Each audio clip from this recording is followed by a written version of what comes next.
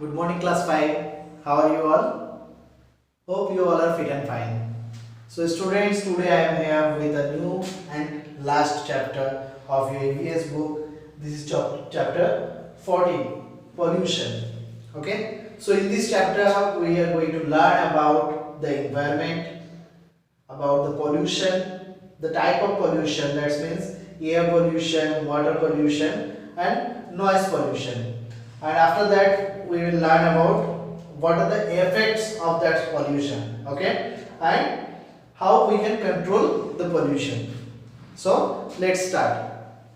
The environment includes all living and non-living things surrounding us. तो environment जो है हमारे चारों तरफ जितने living things है, non-living things है, सारे चीजों को लेके हमारा environment होता है. Okay? When we talk about our environment, we mean everything in the world that surrounds and affects all life on the earth, including the air, food chain, water cycles, plants, animals and humans.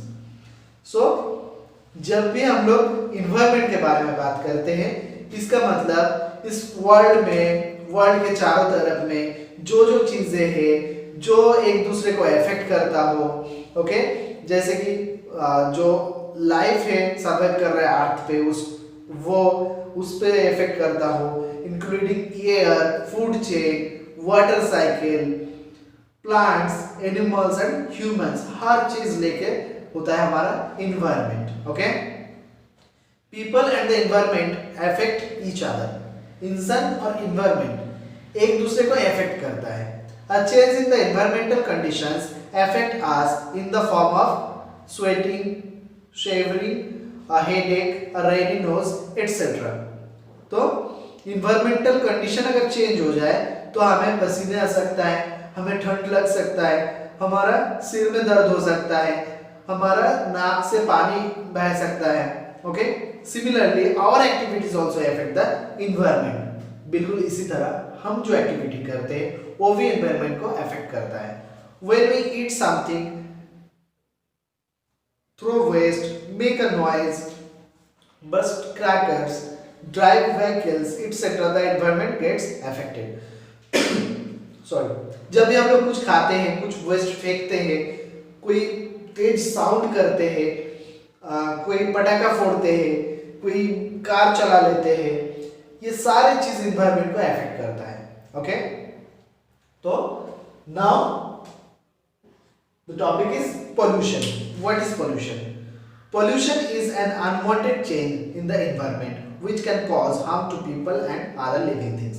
तो pollution एक unwanted change है, जिस change की जरूरत नहीं है फिर भी वो चेंज हो रहा है environment में, जिसके कारण इंसान, दूसरे एनिमल्स जो है वो हार्म हो सकता है, जितने लिविंग थिंग्स है वो हार्म हो सकता है.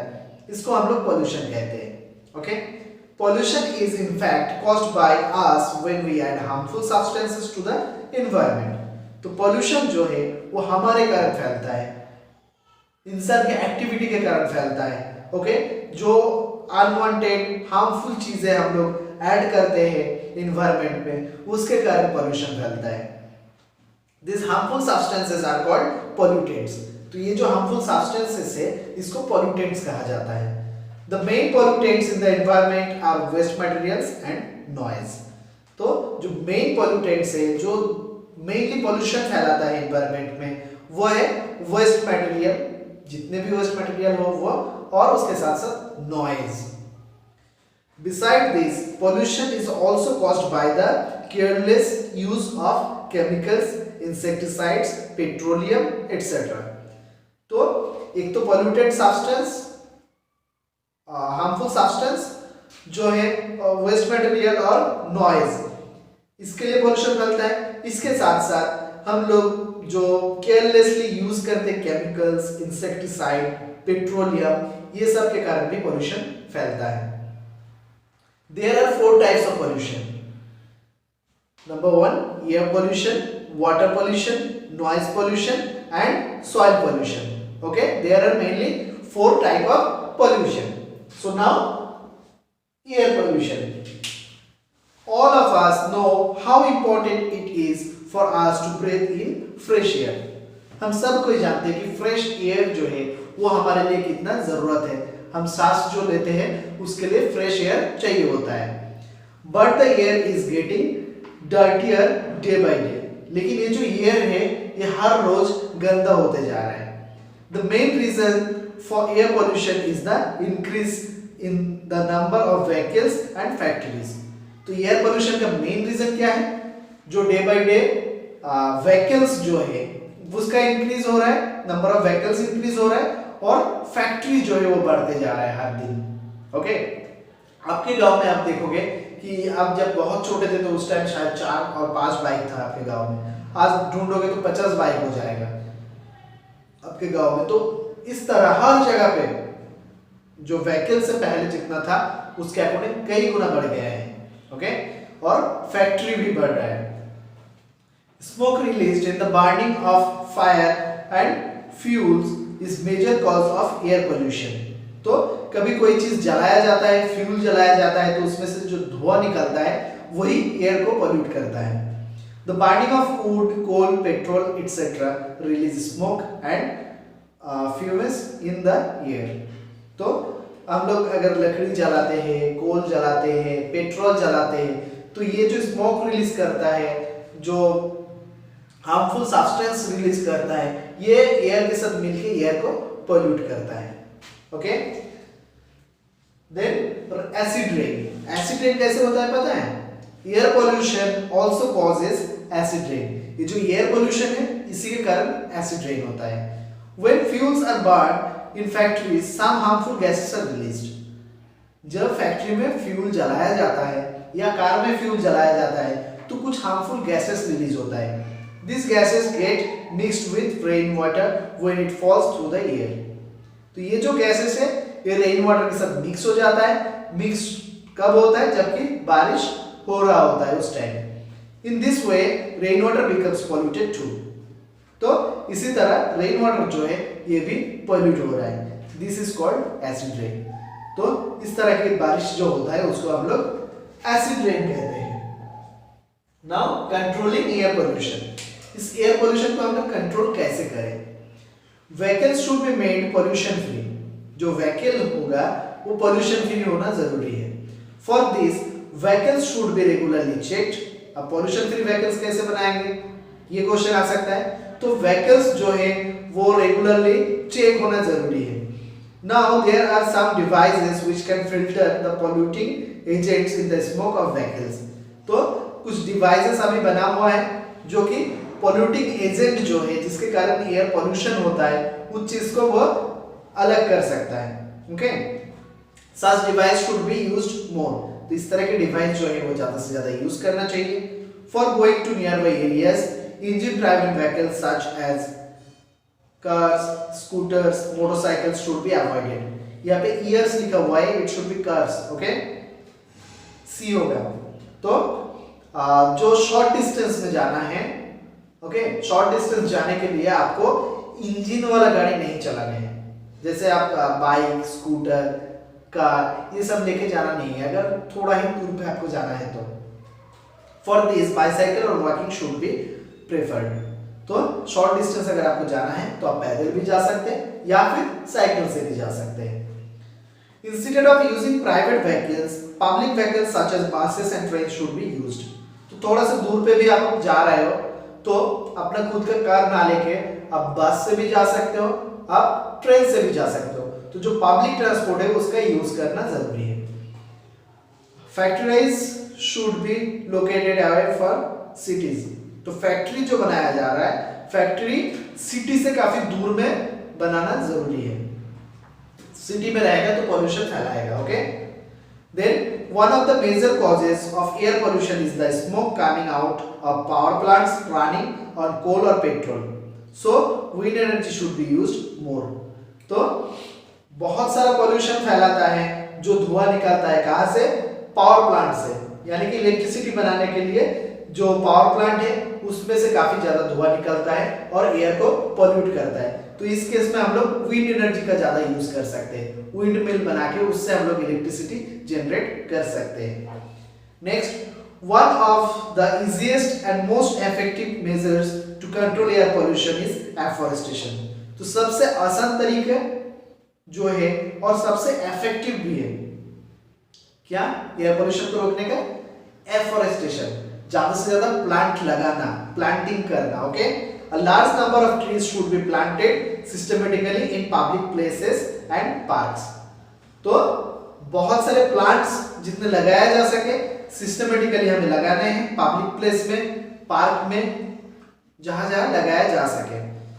Plant a tree, trees filter the air and provide shade that can reduce cooling cost and absorb CO2। it should be absorb, ये NSORB है बट absorb होना है। ओके, तो प्लांट ट्री लगाने से हमें क्या फायदा होता है, ट्री जो है वो एयर को फिल्टर करता है, छांव देता है, उसके साथ ही साथ वो CO2 को एब्जॉर्ब कर लेता है और ऑक्सीजन रिलीज करता है। ओके, कार्बन डाइऑक्साइड जो हम लोग रिलीज करते हैं सांस लेने के बाद, जो छोड़ते हैं कार्बन डाइऑक्साइड, उसको प्लांट एब्जॉर्ब कर लेता है और ऑक्सीजन को रिलीज करता है। Sorry, recycle paper, glass, metals and organic materials. तो जो ऑर्गेनिक मटेरियल्स है उसको हमें रिसाइकल करना चाहिए। ओके, और next topic is water pollution. Water gets polluted by various sources. Water जो है वो पोल्यूशन होता है, बहुत सारे तरीके हैं पोल्यूशन पॉल्यूट होने का। People living near rivers and lakes throw garbage.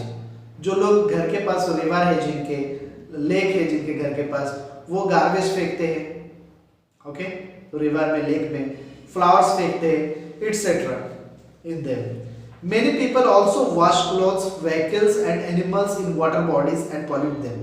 बहुत सारे लोग क्या करते हैं, कपड़ा धो लेते हैं, कार को धो लेते हैं, एनिमल्स को नहला लेते हैं अगर घर के करीब में उनके रिवर है, लेक है तो उसमें।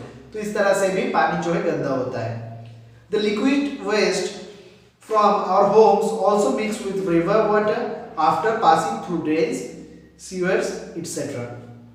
तो जो लिक्विड वेस्ट होता है, लिक्विड वेस्ट जो हमारे घर से निकलता है, वो अगर ड्रेन सिस्टम किया हुआ है, गांव में बेसिकली नहीं होता है लेकिन जो टाउन एरिया है, सिटी जो है उसमें होता है। ओके, तो पाइपलाइन किया हुआ होता है तो वो गंदा पानी भी रिवर पे चला जाता है सीधा और रिवर के पानी को वेस्ट करता है, पोल्यूट करता है। Many factories are located near rivers. बहुत सारे फैक्ट्री है जो कि रिवर के पास में ही है, रिवर के किनारे है। Untreated chemical waste from this factories are dumped into this rivers. तो बहुत सारे केमिकल्स, वो लोग जो वेस्ट केमिकल्स होता है वो सीधा रिवर पे रिलीज कर देते हैं। ओके, और इस तरह से भी वो वाटर को पोल्यूट करता है। Water also get polluted in agricultural field. तो एग्रीकल्चर फील्ड में भी वाटर जो है वो पोल्यूट होता है। Chemical fertilisers and insecticides such as DDT and gammexane used in this fields get mixed with rain water and flow into rivers and lakes. तो agriculture field में किस तरह से वाटर को पॉल्यूट करता है। अब जब ज्यादा केमिकल्स यूज करते हैं खेत में, तो वो खेत का जो फर्टिलाइजर से, इंसेक्टिसाइड से ज्यादा यूज करने से वो बारिश के पानी के साथ धो के बाहर निकल के वो लेक में, रिवर में चला जाता है और वहां के पानी को वो पूरा पॉल्यूट कर देता है। ओके, और next topic is effects of water pollution. Water pollution अगर होता है तो उससे क्या इफेक्ट आता है। Polluted water has harmful germ in it. जो पॉल्यूटेड वाटर होता है उसमें हार्मफुल जर्म्स रहता है। Drinking polluted water can cause dangerous disease such as typhoid, diarrhoea और डायसेंट्री। तो पॉल्यूटेड वाटर अगर हम लोग पी ले, ड्रिंक कर ले, तो हमें काफी डेंजरस डिजीज हो सकता है, जैसे कि हमें टाइफाइड हो सकता है, डायरिया हो सकता है। Okay, poisonous chemicals from factories affect fish and other water animals and plants. तो जो पॉइजनस केमिकल फैक्ट्री से रिलीज किया जाता है, वो केमिकल पानी में रहने वाला जो एनिमल्स है, जो प्लांट्स है, उसको काफी हार्म करता है। Okay, if we eat such fish we may also fall ill. तो वो फिश को अगर हम लोग खा ले तो हो सकता है कि हम लोग भी बीमार पड़े। Water pollution causes flooding due to the accumulation of solid waste and soil erosion in streams and rivers। तो वाटर पोल्यूशन जो है उसके कारण बाढ़ भी आ सकता है। ओके, आप पूछोगे सर बाढ़ कैसे आ सकते हो वाटर पोल्यूशन होके। तो वाटर पोल्यूशन अगर हम लोग करते हैं सॉलिड वेस्ट को फेंक के, सॉलिड वेस्ट अगर फेंका जाता है और सॉइल इरोजन अगर होता है, ओके, तो उस केसेस में जो है बाढ़ आ सकता है। और next topic is controlling water pollution. Water pollution को हम लोग किस तरह से कंट्रोल कर सकते हैं? We should not allow the washing of clothes and animals in rivers, lakes etcetera. तो हमें रिवर, लेक्स में क्लोथ्स को, एनिमल्स को, क्लोथ्स नहीं धो सकते, एनिमल्स को नहीं नहला सकते, कार नहीं धो सकते, इस तरह के रूल्स हमें बनाना पड़ेगा। Okay, we should not throw chemicals, oils, paints and medicine down the sink, drain और टॉयलेट। सॉरी, हमारे जो सिंक, ड्रेन है या टॉयलेट है उसमें हम लोग केमिकल, ऑयल, पेंट या कोई मेडिसिन नहीं फेंकेंगे। Okay, the drainage system should be properly maintained to prevent any leakage into water bodies. तो ड्रेनिंग सिस्टम जो है वो प्रॉपर्ली मेंटेन होना चाहिए, उसमें कोई लीकेज ना रहे, ये हमें ध्यान देना चाहिए। We should avoid the use of plastic bags. Plastic bag जो है उसको यूज ना करें तो ही बेहतर है। This bags block drains and stop the flow of dirty water. तो ये प्लास्टिक बैग अगर हम लोग यूज करते हैं और इसको जहां तहां हम लोग फेंक देते हैं तो ये ड्रेन के अंदर अगर चला जाए तो ड्रेन को चोक कर देता है, वहां पे फंस जाता है और पानी फ्लो होने से रोक लेता है। Okay, so our next topic is noise pollution. A noise is a loud, unpleasant और डिस्टर्बिंग साउंड। नॉइज किसको कहते हैं हम लोग? एक लाउड, तेज साउंड अगर हो जो हमें डिस्टर्ब करे, इस तरह के साउंड को हम लोग नॉइज कहते हैं। A sound becomes disturbing when it interferes with our normal activities such as sleeping, studying, etc. तो एक साउंड डिस्टर्बिंग कब बनता है? जबकि वो काफी तेज हो, हम लोग सो रहे हैं हमें डिस्टर्ब हो, या हम लोग पढ़ रहे हैं हमें डिस्टर्ब हो, तो इस तरह के साउंड को हम लोग पॉल्यूटेड साउंड कह सकते हैं। An excessive and annoying degree of noise in a particular area is called noise pollution. तो जब एक excessive sound हो, ओके, एक particular area में, उसको हम लोग noise pollution कहते हैं। There are many sources of noise pollution. Noise pollution का भी काफी sources है। They may be natural such as the wind, rain, storm, lightning, thunder, etc. तो natural तरीके से भी noise हो सकता है, साउंड पोल्यूशन हो सकता है। किस तरह से? अगर तेज हवा हो, बारिश हो, स्टॉर्म, आंधी तूफान अगर आ जाए, थंडर स्टॉर्म हो, लाइटिंग हो, तो ये सारे जो है, लाइटनिंग जो होता है, ये सारे जो है साउंड पोल्यूशन है और एक नेचुरल तरीके से। ओके, और they may be man made such as vehicles, speaker, engines, cracker, machines etcetera.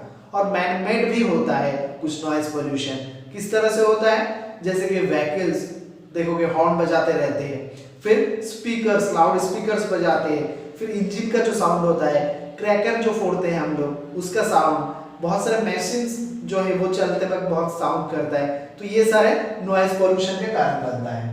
Okay, now effects of noise pollution. Noise pollution अगर हो तो क्या इफेक्ट आता है? Noise pollution affects both health and behaviour. Noise pollution जो है वो हमारे हेल्थ पे और बिहेवियर पे दोनों पे असर करता है। Noise pollution can harm our ear drums. Noise pollution जो है वो हमारा ईयर ड्रम होता है कान के अंदर, उसको हार्म पहुंचा सकता है।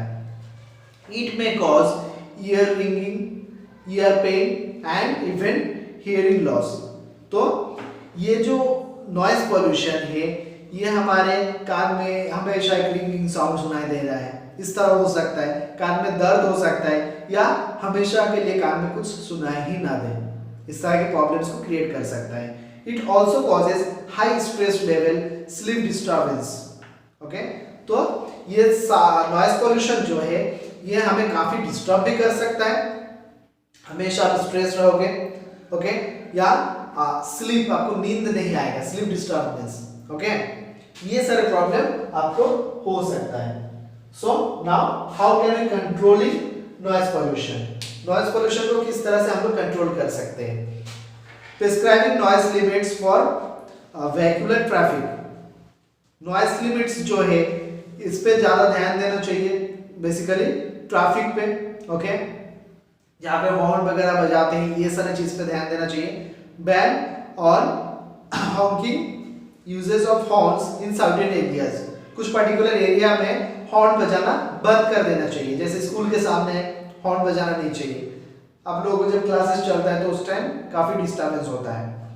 Certain of silence zones near schools and hospitals, creation of silence zones, तो हॉस्पिटल और स्कूल जो है इसके आसपास का जो एरिया है उसमें साइलेंस जोन बना देना चाहिए, यानी कि वहां पे कोई हॉर्न वगैरह नहीं बजा सकते, कोई लाउड स्पीकर नहीं बजा सकते। Redesigning buildings to make them noise proof, building जो है अभी बनाया जा सकता है नॉइस प्रूफ बिल्डिंग, ठीक है, जिससे साउंड जो है आर पर ना जाए, इस तरह की बिल्डिंग बनता है अभी। Reduction of traffic density in residential areas, residential area जो है वहां पे ट्रैफिक डेंसिटी को कम करना है। ट्रैफिक डेंसिटी मींस गाड़ी वगैरह जो है वो कम चले रेसिडेंशियल एरिया में, इस पे ध्यान देना है। Giving preference to mass public transport system, तो जो पब्लिक ट्रांसपोर्ट सिस्टम है उस पे लोग ज्यादा जाए, अपना व्हीकल को छोड़ के। ओके, खुद का व्हीकल, खुद का कार जो है वो ना निकाले, ज्यादा पब्लिक ट्रांसपोर्ट का यूज ज्यादा करें। We should always keep the volume of TV, radio, etc. low. हमारा जो टीवी, रेडियो है या जो भी स्पीकर्स हम लोग बजाते हैं, पार्टी वगैरह करते हैं, तो उसका साउंड जो है, वॉल्यूम जो है उसको हमें कम रखना चाहिए। Okay, now soil pollution, the solid waste materials that we throw in open areas make the land or soil polluted. तो जो सॉलिड वेस्ट मटेरियल होता है जो हम लोग खुला जगह पे फेंक देते हैं वही जमीन को या मिट्टी को पोल्यूट करता है। This waste include domestic garbage, industrial trash and agricultural waste. तो ये जो वेस्ट प्रोडक्ट है ये हो सकता है कि डोमेस्टिक गार्बेज हो, घर का जो गार्बेज रेगुलर बेसिस पे क्रिएट होता है वो गार्बेज हो सकता है इंडस्ट्री का जो वेस्ट प्रोडक्ट है वो हो, या फिर एग्रीकल्चरल वेस्ट हो। Disposing of this waste material properly is necessary because in open waste many insects like houseflies and mosquitoes thrive. तो ये जो वेस्ट प्रोडक्ट होता है, ओके, ये वेस्ट प्रोडक्ट को अच्छे से डिस्पोज करना बहुत जरूरी होता है, क्योंकि ओपन रहता है ये, और ओपन रहने से क्या होता है कि मॉस्किटोज, हाउस फ्लाइज जाके उसके ऊपर बैठता है। Many disease causing germs also grow in them, बहुत सारे जार्म्स उसमें ग्रो होता है इस वेस्ट में। Okay, if waste is left in the open it starts to rot and spreads foul smell and disease in the area. तो अगर खुला जगह पे हम लोग छोड़ देते हैं इस तरह की गंदा चीजें, वेस्ट प्रोडक्ट, तो उसमें जार्म्स का जन्म होता है और कुछ दिन में वो सड़ने लगता है और एक गंदा सा स्मेल फैलता है, उसके साथ साथ बीमारी भी फैलता है आसपास के एरिया में। There are two kinds of solid waste, some waste like fallen leaves, peels of fruit and vegetables, paper and animal waste generally rot and mix the soil after some time. तो यहाँ पे दो तरह के waste product है। Okay, एक तो होता है कि गिरा हुआ पत्ता, फिर फ्रूट, वेजिटेबल्स का पील्स मींस छिलका, पेपर, एनिमल का वेस्ट, और इस तरह की जो वेस्ट प्रोडक्ट होता है ये बेसिकली कुछ दिनों में सड़ के मिट्टी के साथ मिल जाता है, और इस तरह के वेस्ट प्रोडक्ट को हम लोग कहते हैं बायोडिग्रेडेबल वेस्ट। ओके, इस तरह के वेस्ट प्रोडक्ट को हम लोग कहते हैं biodegradable waste. On the other hand waste including plastic, metals, glass, chemicals, rubber etcetera do not road.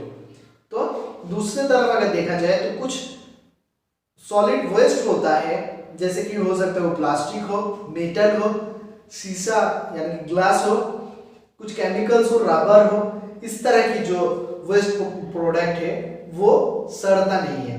They stay in the soil permanently and polluted, वो परमानेंटली हमेशा के लिए सॉइल के अंदर रह जाता है और सॉइल को पोल्यूट करता है। This waste are called non biodegradable waste. तो ये जो वेस्ट है इसको नॉन बायोडिग्रेडेबल वेस्ट कहते हैं। ओके, नाउ और last topic is disposal of soil waste. Soil waste जो है उसको किस तरह से हम लोग डिस्पोजल कर सकते हैं, डिस्पोज कर सकते हैं। There are various methods in which we can dispose of solid waste. तो सॉलिड वेस्ट जो है उसको हम लोग बहुत तरीके से डिस्पोज कर सकते हैं। तो number 1 is burning. Many times waste is dried and burned in the open. It is a wrong practice because the smoke caused by the burning of waste pollutes the air.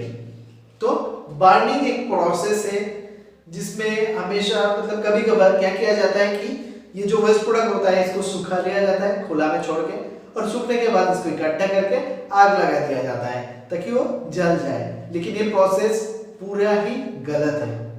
क्यों? क्योंकि इस process में जो हम burn कराएंगे, burn करने के बाद उसमें से जो स्मोक निकलेगा, जो धुआं निकलेगा, जो केमिकल्स वगैरह उसमें से निकलेगा, वो एयर को पोल्यूट करता है।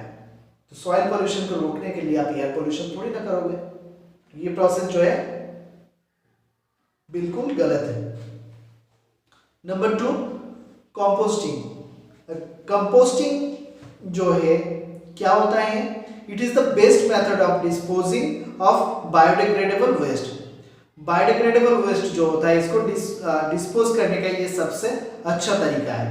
In it animal and vegetable waste like dung, peels of fruit and vegetables and dry leaves are put in deep pits and this covered with soil. After some days this waste decompose and convert into useful manure. तो biodegradable waste किसको कहते हैं? जो कि कुछ दिनों में सड़ के मिट्टी के साथ मिल जाए, जैसे वेजिटेबल फ्रूट का छिलका, ओके, एनिमल वेस्ट प्रोडक्ट, तो एनिमल का कोई बॉडी पार्ट हो या प्लांट बॉडी पार्ट, बेसिकली ये दोनों जो होता है ये मिट्टी के साथ मिल जाता है। ओके, तो इसको क्या करना है कि एक डीप पीट में इसको डालना है, डाल के ऊपर से सॉइल डाल देना है। तो कुछ दिन में ये बिल्कुल सड़ जाता है, मिट्टी के साथ मिल जाता है और मैन्योर बन जाता है, जो कि खेत में डाल के फसल अच्छे से उगाया जा सकता है, खाद का काम करता है ये। Okay, next, recycling. This method is used to dispose of non biodegradable waste.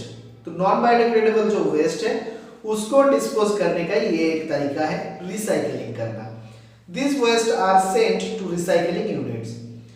तो जो नॉन बायोडिग्रेडेबल थिंग है उसको रिसाइकलिंग यूनिट्स में भेजा जाता है। There they are melted and used to make new products.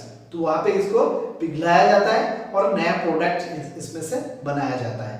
Okay, and the last one is landfills. Landfills are used to dispose of very large amount of waste. Landfill जो एक process है dispose करने का, ये बहुत ज्यादा amount का अगर वेस्ट प्रोडक्ट हो तो उसके लिए यूज किया जाता है। First, a very large pit is dug in the ground away from a city or village.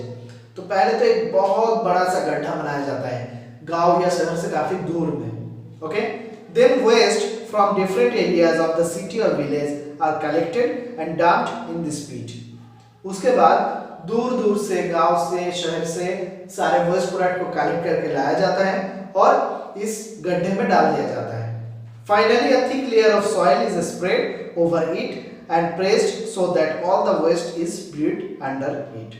तो उसके बाद फाइनली क्या किया जाता है, मोटा एक सॉइल का लेयर उसके ऊपर से भर दिया जाता है। भरने के बाद उसको प्रेस करके यानी कि ऊपर से रोलर वगैरह चला दिया जाता है। ओके, और ये मिट्टी के अंदर परमानेंटली रह जाता है। So students, I hope you have understood very well. If you have any doubt you can ask through WhatsApp or calling. Okay, so now you have to write down the hard words and its meaning, and after that try to complete the short question answer of this chapter. Okay, so for now, bye, have a good day.